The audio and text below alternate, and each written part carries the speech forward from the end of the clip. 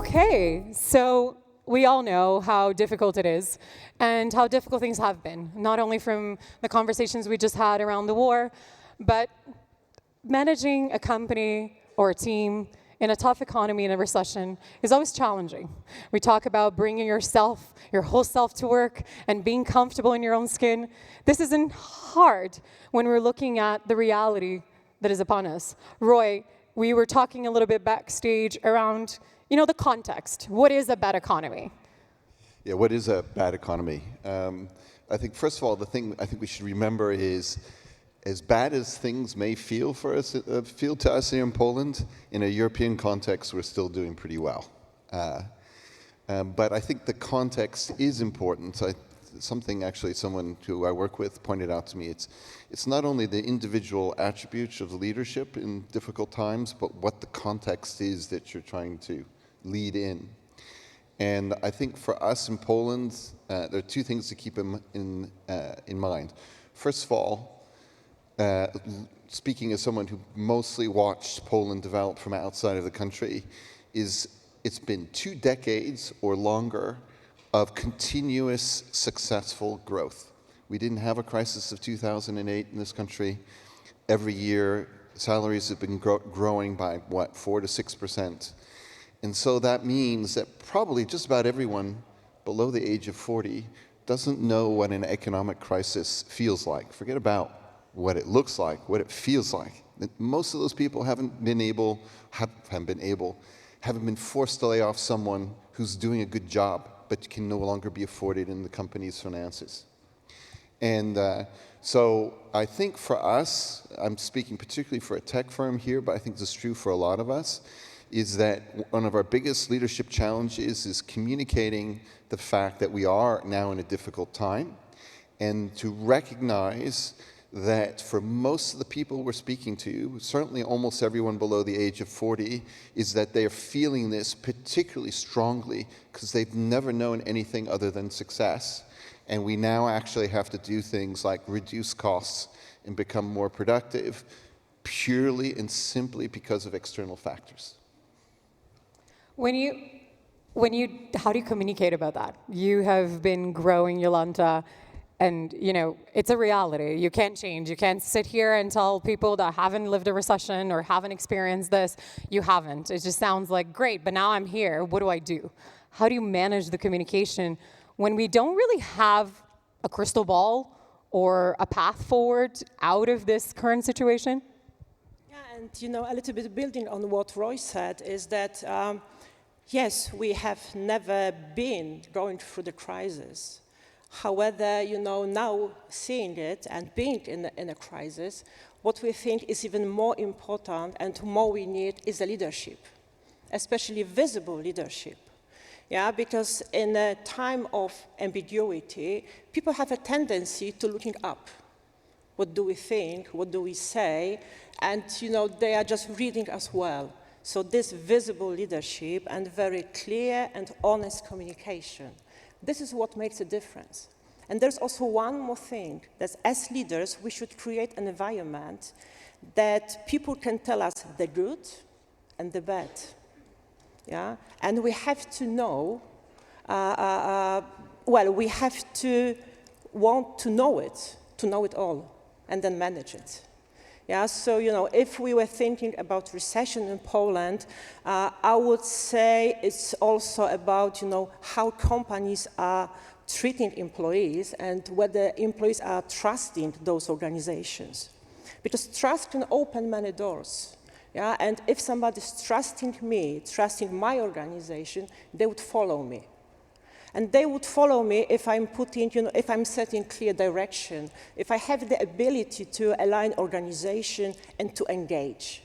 And I think here we are just touching on this ingredient for success. How to engage employees during time of recession so they have the belief, they have the trust, and they follow.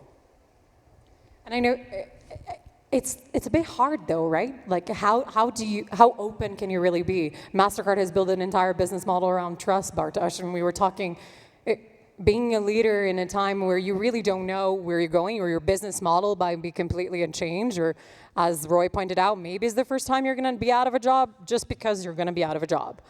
How do you foster that in a large organization? Good afternoon, everyone. That was actually dominating our discussion on the backstage. What are we going to say if we don't know what will happen?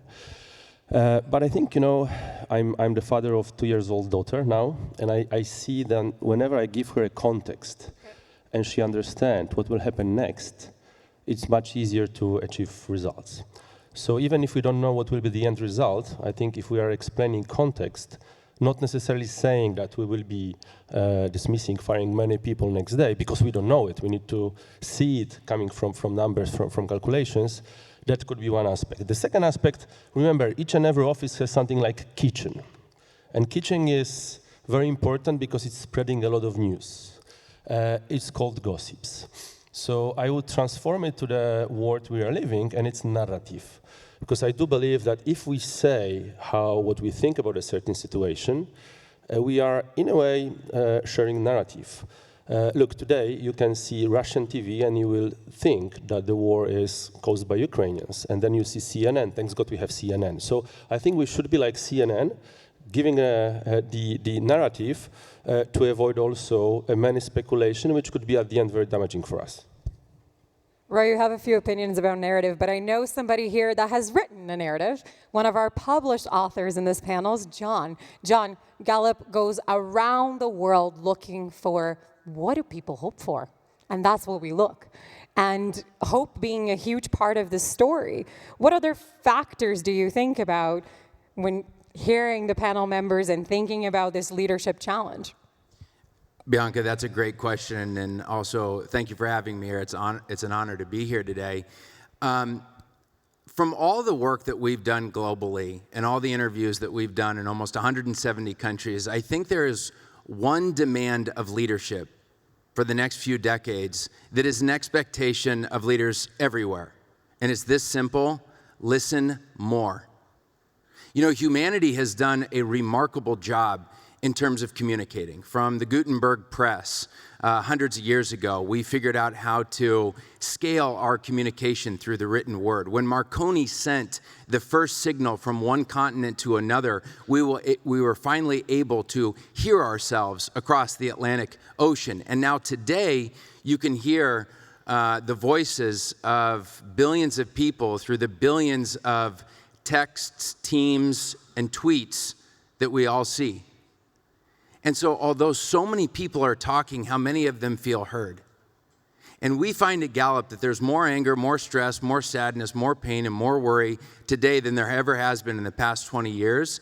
And I think one of the greatest sources of it is the very failure of leaders who don't listen. Now you might say, well, John, what does effective listening look like? And, as I mentioned, Gallup does a great deal of listening. We go out into 150 countries every single year. And I was in Mongolia, and I watched one of my colleagues ask a young woman, she said, in this community, do you feel safe walking alone at night? And the woman said, no. Now, at that particular moment, I made a judgment. Because when I heard that she didn't feel safe in her community, do you know what I thought the reason was? I thought it was crime. I thought she was afraid of getting mugged or assaulted. And the woman sitting next to me looked at her and she said, what is it you're afraid of? And she looked back at her and she said, rabid dogs. But do you see what that woman did? She didn't stop listening. I did. And I failed at that moment. And unless we have more leaders like her who continue the listening process, we can't get to the source of what really is concerning someone like that young woman in Mongolia.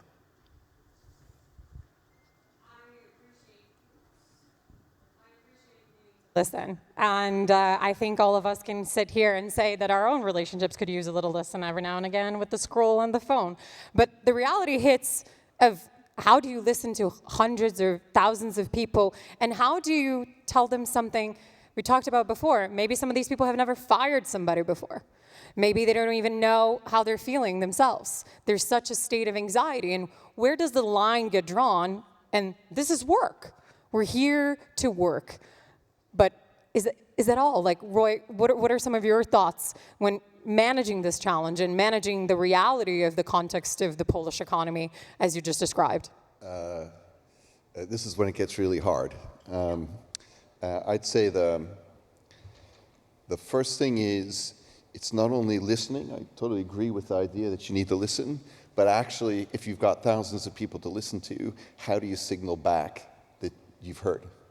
I think that's hard to do, and I think one of the things is you do need to have a story, and it needs to be a simple, clear one that you repeat all the time, because people are not going to hear it the first 3 or 4 times that you tell, at least the majority of people. And also embrace the pain, because particularly if you're a leader, you're responsible for the organization that you lead, the people, and that means that you may have to actually embrace some pain. Not everyone is going to hear the message, or maybe they've heard the message and they just don't like it. And so you need to sort of forge ahead and go through there and make sure that that transition period is as short as you possibly can, and you get to success, because nothing is more, how do I say this, convincing than being successful. Yeah, and I think one of the things, and Jolanta and I were talking about this in the back, is as unpleasant as some of the things that are happening around us feel like right now, for businesses, this is the best time. Because if you get your organization in shape now, and you get a plan that everyone can actually believe in, and you actually, one of the big tests is actually ask people what they think of the plan that you're sharing, and you start executing to that plan, then when times get better, that's when you can really take off. And that's historical. If you look at great corporations around the world, most of them were founded or at least had a major revamp in a difficult economic time. And I think you would have a thing or two to say about that, right, Jolanta, with having grown like madness in the group and having received a recent award around engagement. What's your secret? What do you practically do for these leaders sitting out there going? Just a pause for a while, because talking about listening, I mean, I heard what you, John, said. I would say that listening requires courage. Yeah, because we may say, what do you think? But you have to be ready what they say. Yeah, and what do we do with that? So it's not just listening for listening. It's about ability to be open and to change the way we think or the way we would like to do something to make sure that they feel heard. Yeah? And it's something with the trust that we said earlier and the engagement that you were asking me, yeah? Because if they feel heard, it's a first step that they feel engaged, because they are becoming part of the solution that we would like to create. And this is why I think that, especially now in recession, to having to mobilizing people, to working how to mobilize, how they are believing in our story, it's all about making them part of the solution and engaging or having engaged leaders that they are also able to hear their teams and make sure that the story is going well. Yeah, so those are those two things. But I would really, emphasize, say more about the listening, that it's all about courage that we should all demonstrate here. Courage. What does that make you think about?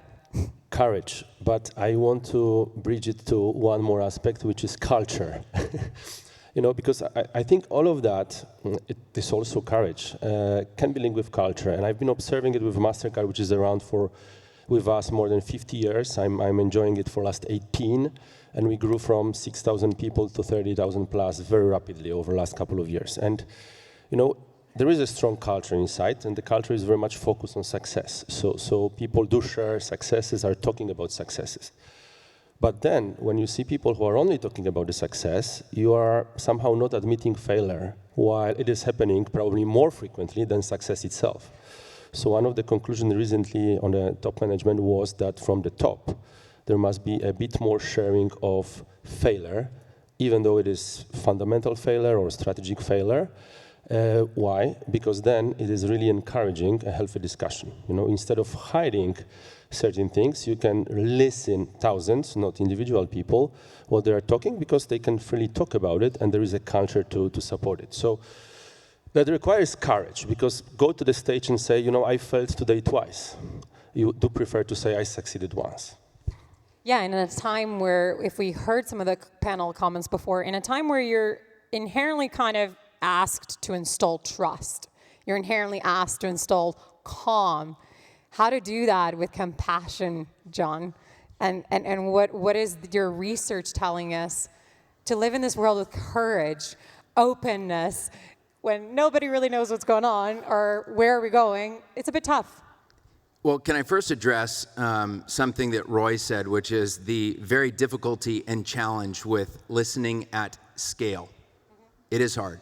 Listening to a lot of people all at once is very, very difficult. But there's a way to do it.